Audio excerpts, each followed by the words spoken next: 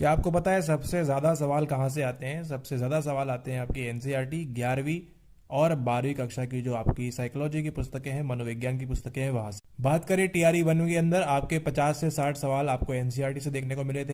बात करें अगर टीआरई 2 के अंदर तो आपको यहाँ पर 50-40 सवाल देखने मिले थे।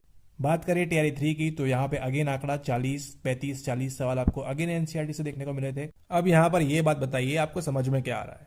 कुछ समझ में आया? नहीं आया तो आपको समझाते हैं। आपके लिए देखिए दो इंपॉर्टेंट पुस्तकें जो है वो है आपकी एनसीईआरटी 11th क्लास की एंड 12th क्लास की।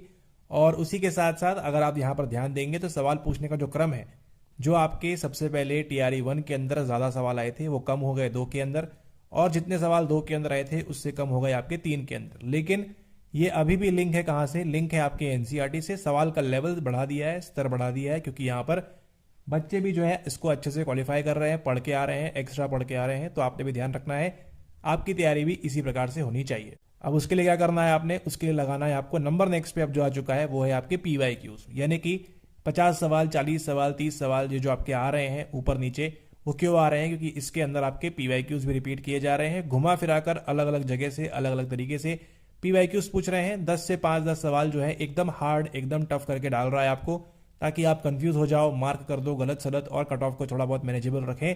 लेकिन 4.2 के लिए आपने क्या प्रयास करना है कि जितना अच्छे तरीके से हो सके आप प्रॉपर लगाकर जाएंगे पीवाईक्यूज। ठीक है, तो दो चीजें आपने करनी है, एनसीईआरटी घोट के पी जाना है, पीवाईक्यूज घोट के पी जाना है। आप लोग कर लेंगे, सक्षम है।